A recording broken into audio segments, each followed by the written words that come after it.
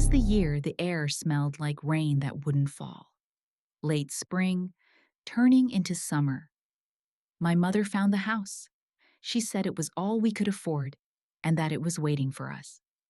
It stood at the edge of an empty road, alone, like it had been built before everything else disappeared. 2 floors, stone stairs curling up one side, a front gate that leaned as if tired of being closed. We moved in before we really looked. The lower floor was already occupied by an old man. He didn't speak when we arrived, just nodded once from behind a half-closed curtain. We had the upper floor.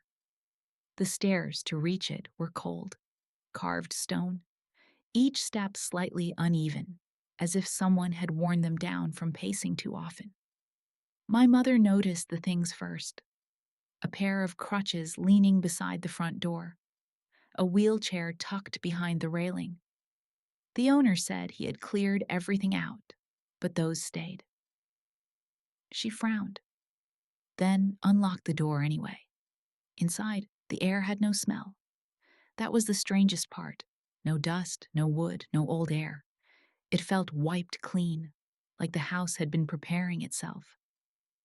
Sunlight hit the floor and didn't stay long. It moved too fast, like it was trying to leave.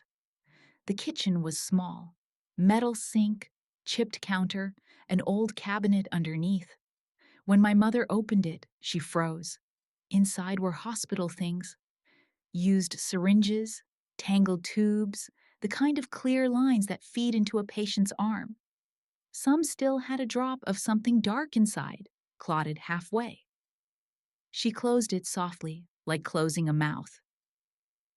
We should have left. But she said the lease was already signed, that the landlord had given her a discount because of how quickly we moved in. So she swept the floor, wiped the counters, and told me to open the windows wide. The rooms were oddly arranged. Our living room faced the stairwell. So when you looked out the window, you saw stone instead of sky. The bedrooms were narrow and long, stretched like someone had pulled them from both ends. And in the corner of my room, the wallpaper peeled in a perfect oval shape, just enough for something to look through. That night, the air turned wet, though no rain fell. We slept on the floor, boxes stacked against the wall. I remember the sound of my mother walking back and forth above me, except we were already on the top floor. She said it was the pipes. I counted each step until the sound stopped. The next morning, the old man from downstairs came up the stairs slowly, each step echoing 3 times before fading. He asked my mother if we had heard anything strange. She said no. He nodded again, the same as before, and went back down without another word. When the sun hit the railing that day, I saw fingerprints in the dust. Too small to belong to him, too long to be mine. They were dragging prints, as if something had been pulled up instead of down. My mother brushed them away before I could show her. By evening, the temperature inside the house dropped. The floor tiles held the cold longer than the air did. She opened every window, but the air wouldn't move. She said, "It's just the season changing." In the sink, the metal drain kept rattling. Not loud, just a faint, steady tap, like glass beads falling one by one. When I leaned close, I saw water circling the drain, though the faucet was dry. It spun counterclockwise and disappeared before touching the hole. That night, I lay awake. The house made no sound at all. Even the insects outside stopped. I tried to listen for the old man downstairs, but it felt like there wasn't anyone there anymore. My mother moved through the dark, checking the windows. She didn't use a flashlight, just her hands, feeling the walls. When she reached the door, the crutches had fallen. She didn't pick them up. She just looked at them for a long time, her face hidden by shadow, and said quietly, "We'll clean tomorrow." The next day, I found one of the syringes missing from under the sink. I never told her. And that night, when I turned off the light, the oval shape in the wallpaper was gone. In its place, the paper was smooth, like it had never been torn. The house had already begun changing us. We just hadn't noticed yet. The first week passed without a sound. The boxes stayed half opened. My mother stopped mentioning the things she had found under the sink, and I stopped asking why the house never warmed up. By the second week, only two of us were home most nights. My father's work kept him late. My brothers, both older, had evening shifts at the auto shop in town. After sunset, the house turned quiet enough to hear the fridge hum and the clock breathe. I learned to drink warm milk before bed to fill the silence. That night, I sat by the window. It faced the stone stairs that ran along the side of the house. From there, I could see the old man's door below, the railing, and beyond that, the empty road that bent into the fields. The glass was cool, and I left my fingerprints there, watching them fade. I remember blinking once, and when I opened my eyes, he was standing outside. My brother. He was facing me, still as a photograph.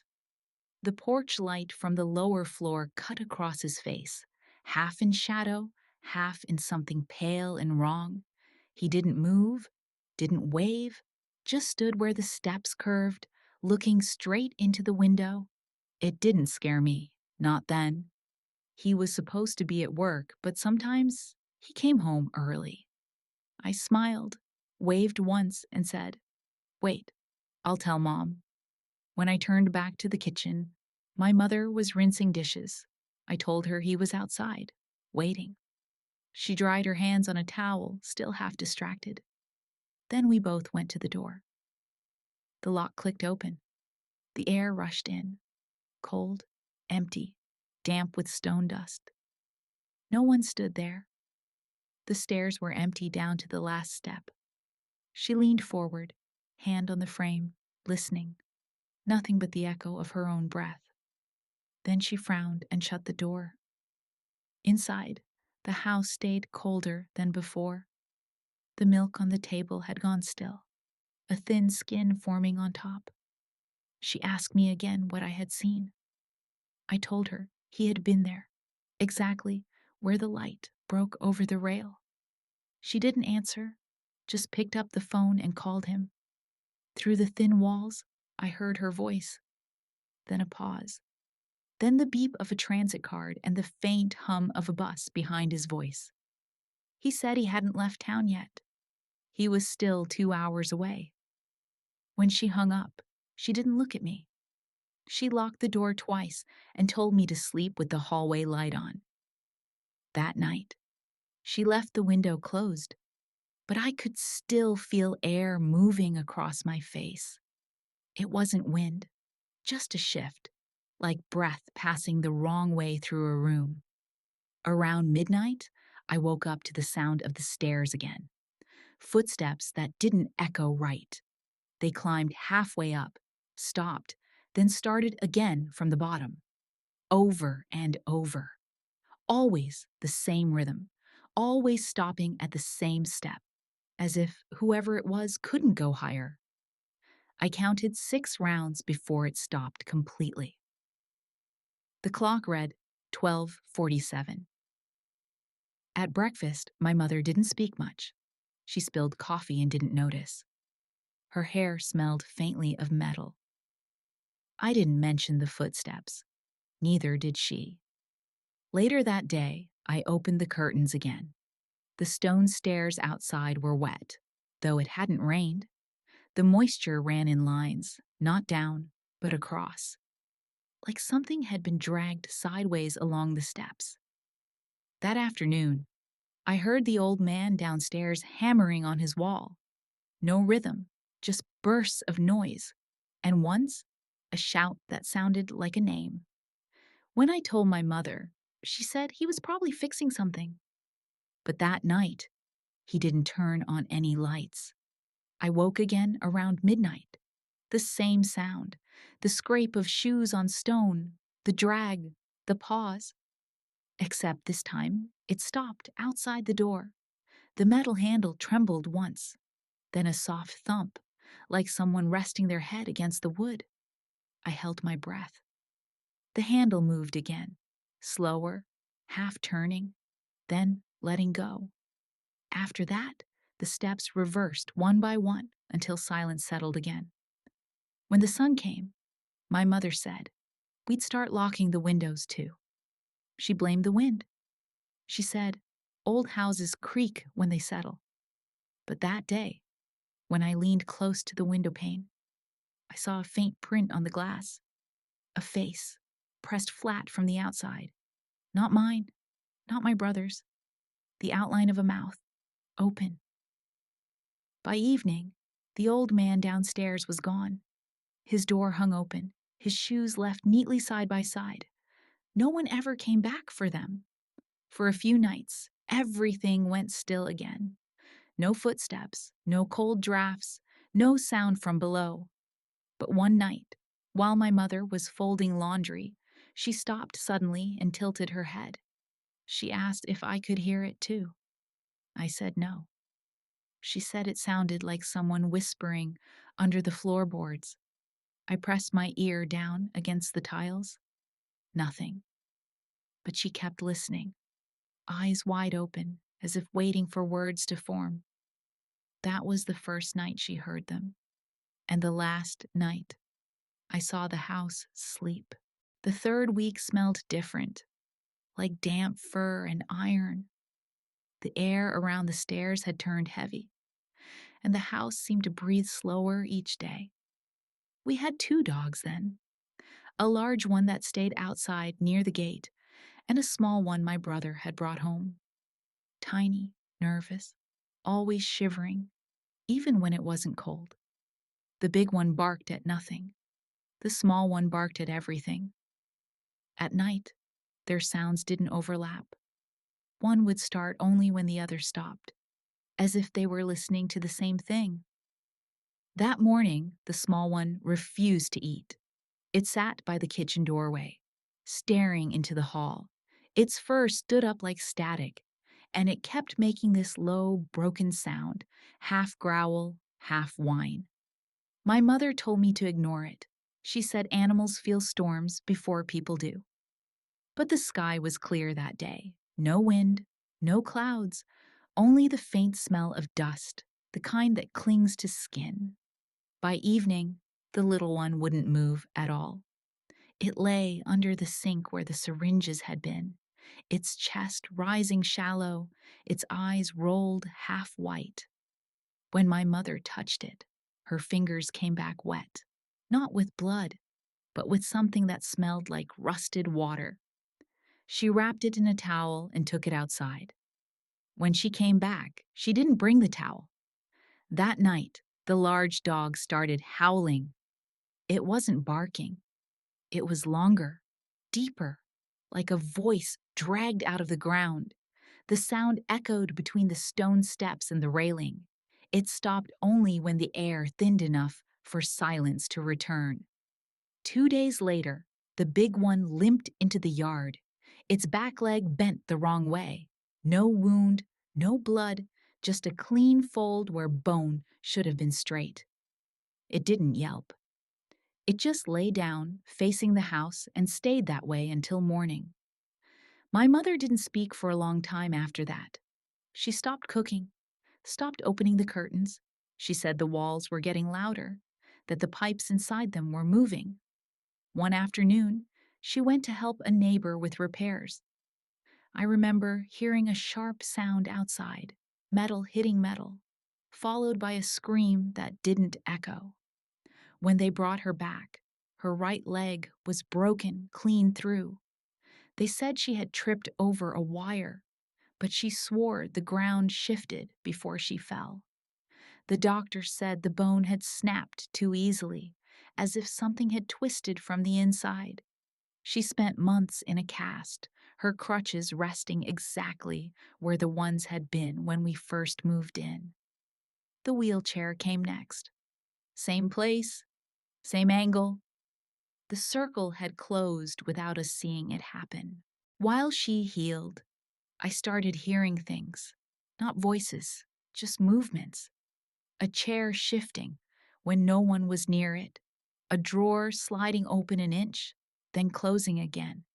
The sound of something brushing along the walls, like fingers without nails. At night, she said she could hear tapping. 3 short knocks, a pause, then 2 more. Sometimes it came from the ceiling, sometimes from the floor. Once, she said it came from inside the wall, behind the mirror. The old man downstairs never returned. His door stayed open, and through the crack, I could see his light still off.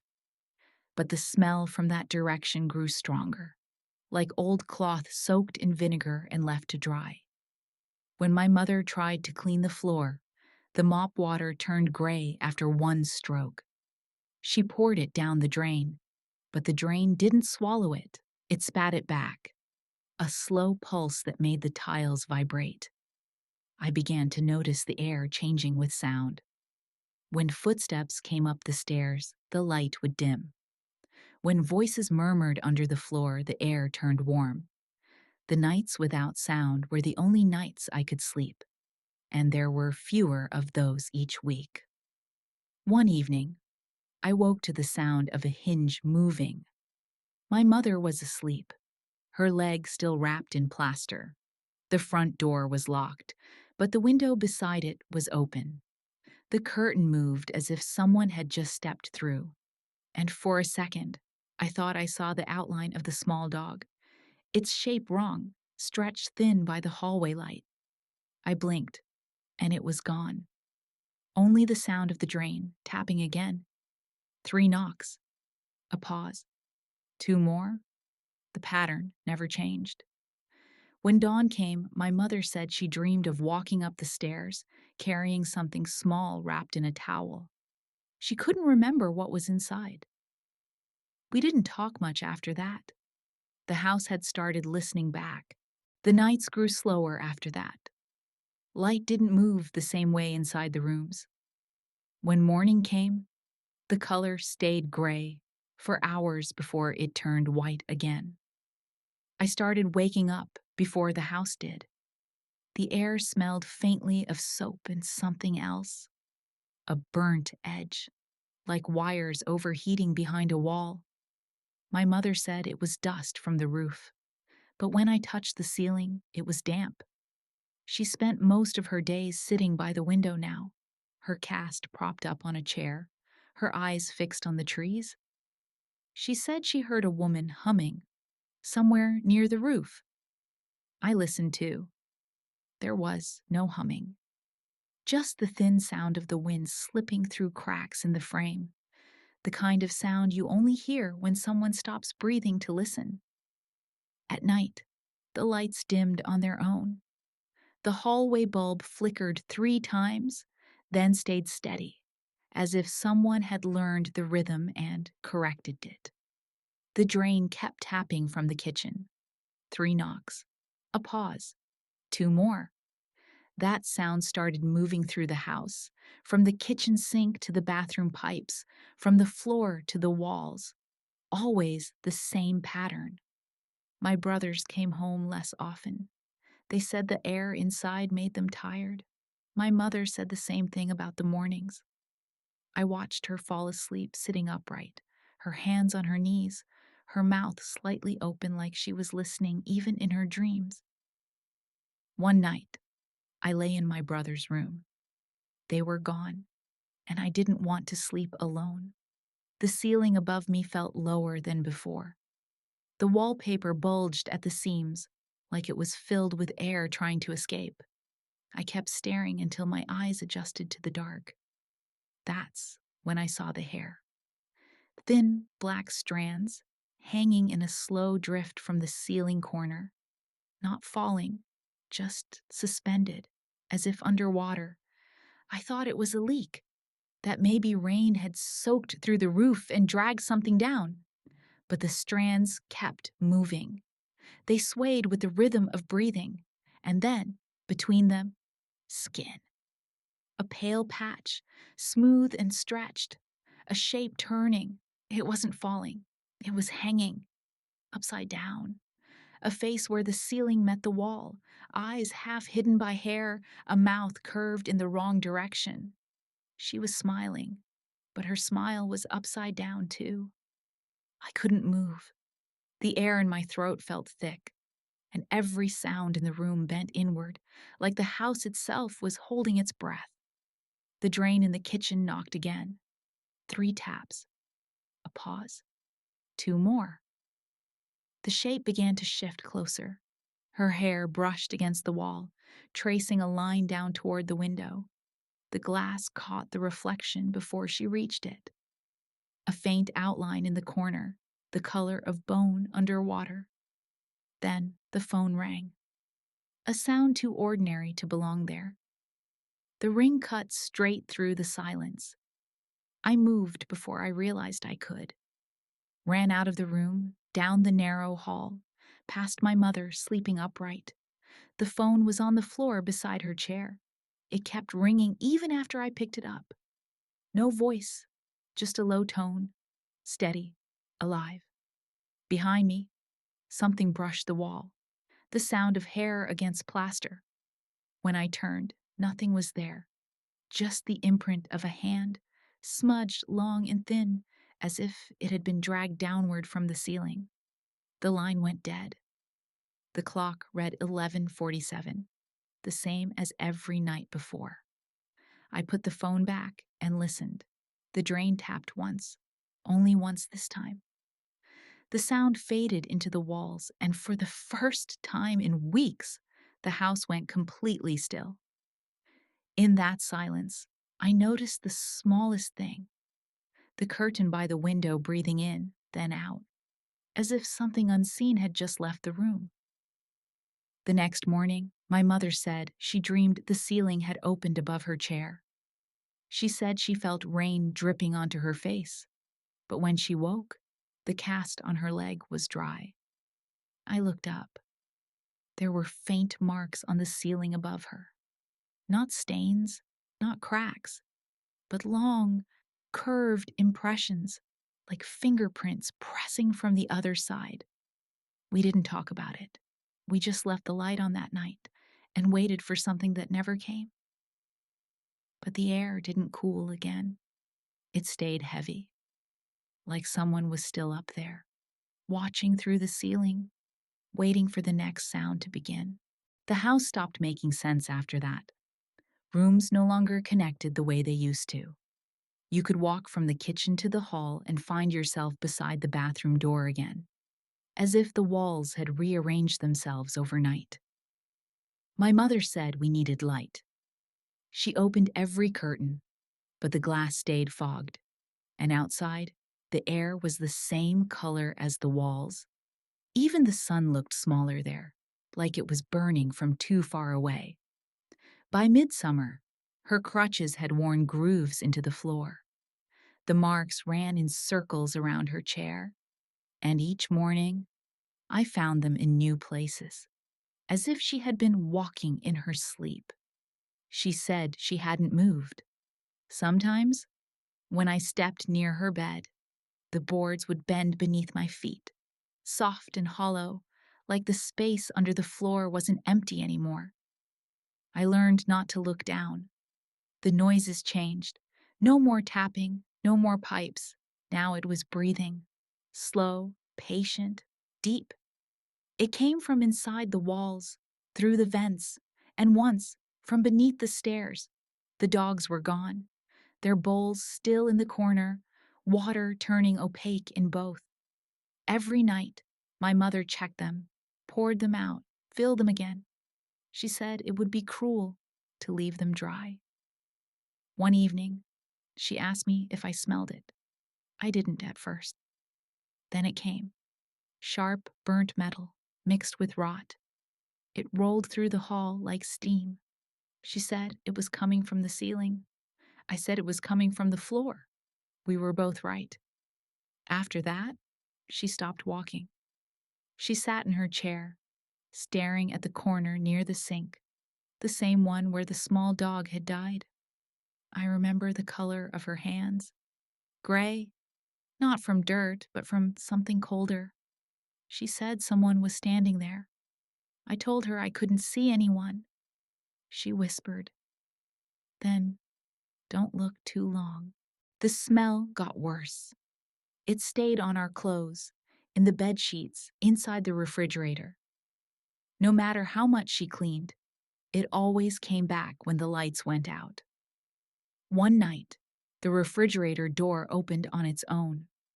The bulb inside flickered twice and went dark.